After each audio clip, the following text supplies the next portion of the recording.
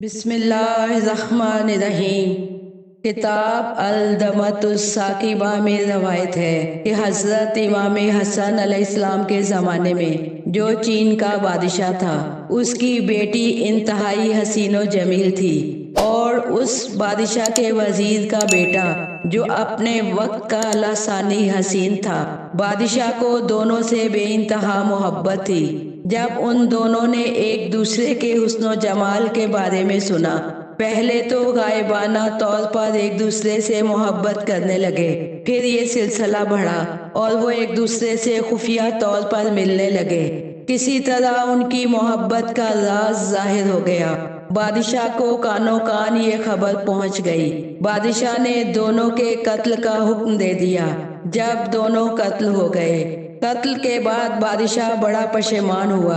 اس نے وزیر اور دوسرے عمائدین مملکت کو بلا کر انہیں پہلے تو ان دونوں کے قتل کے بارے میں بتایا، پھر ان سے کہا کہ اب میں بڑا پشیمان ہوں، کوئی ایسی ترکیب بتائیے کہ وہ دونوں زندہ ہو جائیں۔ تمام لوگ دم بخود تھے، کوئی بادشاہ کو پاگل سمجھنے لگا، کسی نے کوئی خیال کیا، کسی نے کوئی۔ انہی میں سے ایک ایسا شخص بھی تھا جو سفارتی سلسلے میں ایک دو مرتبہ شام اور ایک دو مرتبہ کوفہ جا چکا تھا۔ وہ شام سے بھی کمالات آل محمد سن چکا تھا اور کوفہ سے بھی سن چکا تھا۔ اس نے کہا کہ اس وقت کرۂ ارض پر ایک شخص ہے، اگر وہ ہم تک پہنچ جائے یا ہم اس تک پہنچ جائیں تو دونوں زندہ ہو سکتے ہیں۔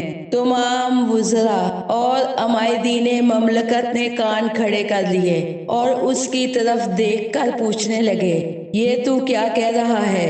کبھی مردے بھی زندہ ہوتے ہیں؟ اس نے کہا کہ میں نہیں جانتا ہوتے ہیں یا نہیں، جس شخص کے متعلق میں کہہ رہا ہوں وہ کر سکتا ہے۔ بادشاہ نے پوچھا کہ وہ کون ہے؟ اس نے کہا کہ یہ تو آپ نے سنا ہے کہ عرب میں محمد نامی ایک شخص نے دعوی نبوت کیا تھا، ہمارے ان سے سفارتی تعلقات بھی تھے۔ بادشاہ نے کہا ہاں سنا ہے۔ وزیر نے کہا اس کا نواسہ ہے، بیٹا کہلاتا ہے، ویسے حضرت علی کا بیٹا ہے، اس کا نام حسن مجتبیٰ ہے، اس وقت مدینہ میں رہتا ہے۔ میں ایک دو مرتبہ سفارتی سلسلے میں مدینہ گیا ہوں، انہیں دیکھنے کا موقع بھی ملا ہے۔ ہر شخص یہی کہتا ہے کہ ان کے پاس وہ تمام کمالات موجود ہیں جو ان کے نبی میں تھے۔ بادشاہ نے پوچھا مدینے کا یہاں سے کتنا سفر ہے؟ وزیر نے کہا کہ 6 ماہ کا سفر ہے۔ بادشاہ نے کہا زیادہ راہ لے اور یہاں سے ابھی روانہ ہو جا، 15 دن کے اندر اندر مجھے حسن ابن علی چاہیے اور اسی جگہ چاہیے۔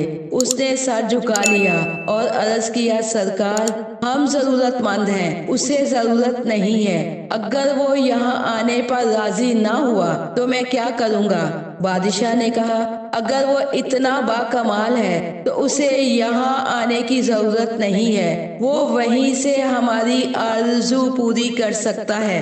وزیر نے زیادہ راہ لیا، بیچارہ بے دلی سے چلتا بھی رہا اور سوچتا بھی رہا کہ 6 ماہ کا سفر بھلا 15 دنوں میں کیسے ممکن ہے۔ جب بیرون شہر آ گیا تو اسے کوئی خیال آیا، گھوڑے سے اترا، سر برہنہ کیا اور سوئے آسمان منہ کر کے کہنے لگا، اے رب محمد، اے رب علی، اے رب حسن، میری اور میرے بچوں کی زندگی کا معاملہ ہے، اگر تو برحق ہے تو اپنے نمائندہ حسن کو اسی جگہ بھیج دے، اگر تو قادر ہے، جیسا کہ میں نے مسلمانوں سے سنا ہے، تو میرے لیے سب کچھ مشکل ہے اور تیرے لیے آسان ہے، تو وہ کر سکتا ہے جس کا کوئی دوسرا تصور بھی نہیں کر سکتا۔ یہ کہہ کر وہ اوندے منہ بحالت سجدہ ہو گیا اور اپنی طرف سے جو دعا ہو سکتی تھی مانگی۔ اسی عالم سجدہ میں تھا کہ کسی نے پاؤں پر چھڑی مار کر کہا، اٹھ کیوں یوں فریاد کر رہا ہے؟ کیا بات ہے؟ یہ حیران ہو کر اٹھ بیٹھا، دیکھا تو ایک خوش پوش عرب کھڑا ہے۔ اس نے سلام کیا، انہوں نے جواب سلام دیا اور پوچھا کیا بات ہے؟ اس نے کہا کہ اگر تو وہی ہے جس کی میں نے دعا مانگی ہے تو مجھے بتانے کی ضرورت نہیں ہے، آپ کو میری آرزو معلوم ہے، اگر وہ نہیں ہے تو اپنی راہ لے، مجھے نہ ستا۔ اس وقت امام حسن مسکرائے اور فرمایا، میں ہی حسن ابن علی ہوں، جا کے بادشاہ چین کو اطلاع دے، میں یہیں تیرا انتظار کر رہا ہوں۔ یہ سنتے ہی وہ آپ کے قدموں پر گرا اور کہنے لگا، مجھے پہلے اپنے دین کا کلمہ پڑھائیے، پھر دوسری بات کریں گے۔ امام حسن علیہ السلام نے کلمہ پڑھایا، وہ واپس شہر میں گیا، بادشاہ چین کو بتایا۔ بادشاہ چین نے آپ کا استقبال کیا، آپ کو دربار میں لے آیا۔ آپ نے حکم دیا کہ دونوں کی لاشوں کو منگواؤ۔ لاشیں منگوائی گئی۔ امام حسن علیہ السلام نے 2 رکعت نماز پڑھی اور دستے دعا بلند کر کے عرض کیا، اے مردوں کو زندہ کرنے والے، ان دونوں کو زندگی عطا فرما۔